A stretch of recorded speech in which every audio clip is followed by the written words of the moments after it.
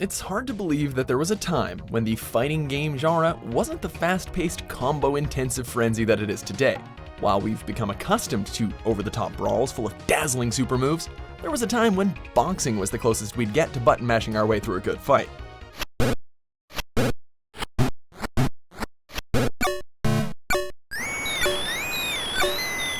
Before we begin, be sure to subscribe to MojoPlays and click on the links in the description to vote on upcoming content.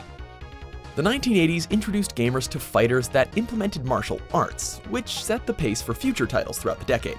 1987's Street Fighter would look to past titles like Karate Champ and Yi Ar Kung Fu for inspiration, taking elements from those games and improving upon them somewhat.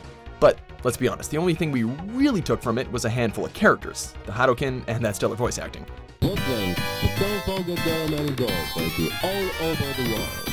While Street Fighter 1 was fine at the time, there's a reason why Street Fighter 2 gets all the recognition. During a time of side-scrolling action beat-em-ups, Street Fighter 2 was when things started to click into place for the fighting game genre. Players were able to pick from a selection of 8 characters instead of just being stuck with the game's lead or his copycat rival. Sure, past fighting games have had other characters, but you usually only ended up fighting against them instead of actually playing as them. This meant seeing new fighting styles that you didn't have access to. And as much as we love Ryu and Ken, you can only Hadouken for so long before you get bored of it, especially when it's your only option. Street Fighter 2 not only gave you more characters, they took time to flesh them all out, treating them more as just random opponents you'd face along the way. They all had their own backstories, their own reasons for fighting, and you can actually play as them to find out what their end goal was after all that globetrotting. Most notably was the inclusion of Chun-Li, the lone female fighter in the roster. In the early 1990s, there weren't many women in video games, unless they needed saving. Even Samus, as badass as she was kind of a secret. Chun-Li, on the other hand, was right there, ready to spinning bird kick her way to victory just like everyone else. We also got introduced to more detailed stages compared to the previous fighting games. In some levels, there was actual activity going on during the fight, like a cyclist taking it all in or onlookers cheering from ships. It kinda added to that whole Street Fighter feel, as some fights took place in public areas or, the streets. And the music, dear God, the music. It was so good that we still use it in the series today.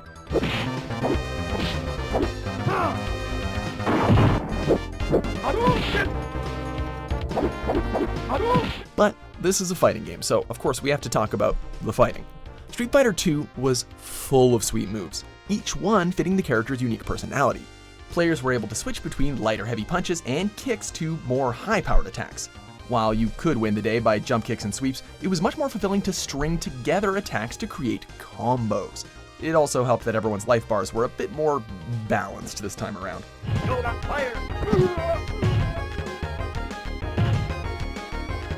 Each player character also played differently, ranging from speedy picks who didn't hit as hard, to slower adversaries that hit like a truck if they managed to get hold of you. This allowed gamers a variety of not just moves, but fighting styles. Zangief is a grappler who isn't very fast, but just a couple of grabs will actually knock you senseless. Dalsim's pretty slow too, but he drifts slowly across the stage and has a hell of a reach. Even Ryu and Ken, who were carbon copies of each other in the original, felt like they played differently from one another.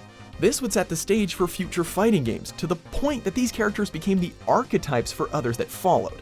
You always have the Ryu in a fighting game now, whether it's through his story or his spammable projectile. There's always going to be a grappler, and there's always going to be a swift, dangerous lady who can trap you in the corner for days.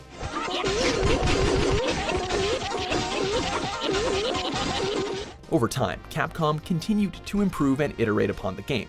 And while we do make fun of those various interpretations, Super Ultra Mega Powered Hyperactive Maximum Insert Fighting Game Title here 2X Core Beautiful Climax Phantasm Special Edition HD! It's hard to deny that they did add something new, and better each time. More characters, tighter controls, updated themes, better animation. It was the fighter that kept on fighting, and fans loved every minute of it. Street Fighter 2 may not have started the genre, but it was definitely the aha moment where it all clicked. But what really makes the game so revolutionary is that it still somehow stands the test of time. Even with the new variations of the franchise, it's easy to pick up and play this classic, whether you go for the original 1990s release or the incredible HD remix from 2008. Street Fighter 2 just did everything so right. It took a few of the resources that were out there for fighters and turned them into one of the most addictive genres around.